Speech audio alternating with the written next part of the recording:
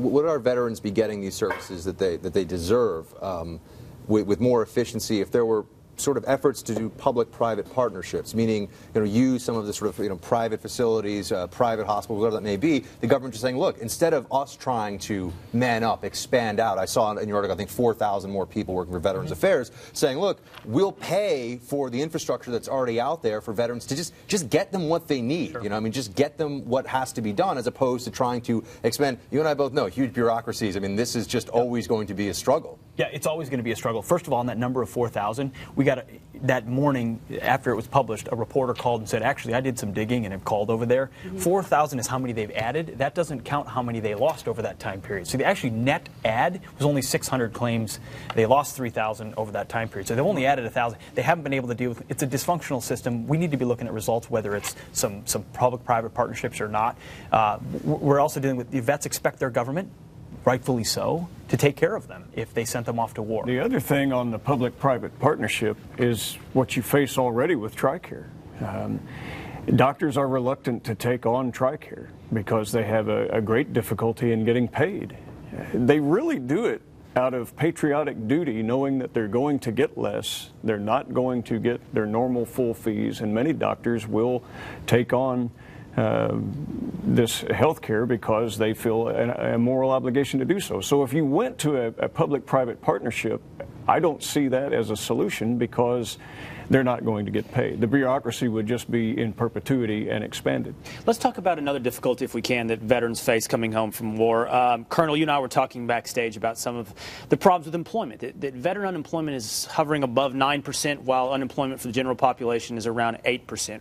Why do you think veteran unemployment is higher than general population unemployment? Well, I think the pandering or patronizing thing to say is, well, Russell couldn't get a job. He's from Oklahoma, so he joined the service and became a soldier.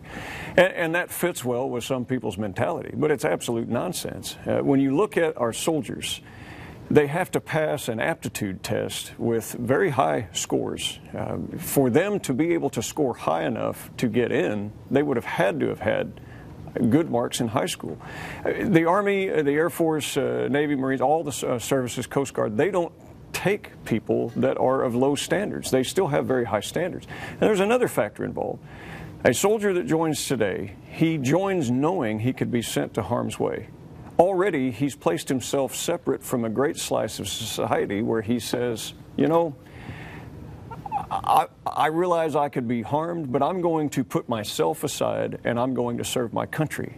He's less than half of 1% of the country that chooses to do that. So in a certain sense, what you're saying is it doesn't really make sense that the unemployment rate would be so much higher. Unless you have an answer. Well, I think that part of it is when we come home, and I transitioned out of the service in 2006 after 21 years. Even someone, I have a master's degree in history, I've got a lot of skills, a lot of different things. That's no guarantee you're going to get employment. People really aren't sure what to do with veterans sometimes. There's a gap between what is a skill in the military versus what is a skill in the civilian world. There's a lot lost in translation. We talked about this before too, Will. A lot of the employers today haven't served. So what how do I know what someone does and how do I translate that? So but if you could fix a car in Baghdad or fix a car in the United States, how does that seems pretty easy to me, and I'd rather have somebody fixing a mechanic under pressure in Iraq coming back working for me than somebody off the street. Well, I'd go a step further than that. Employers shouldn't ask, Russell, what can you do? They should rather ask, Russell, can you do this? We'll train you. Look at it in this perspective. If you could figure out with your teammates how to solve some of the nation's toughest problems while placing your life on the line, don't you think that returning veterans can figure out how to solve the nation's problems and sit in the things that have less risk and a lot less skin in the game? Sure. So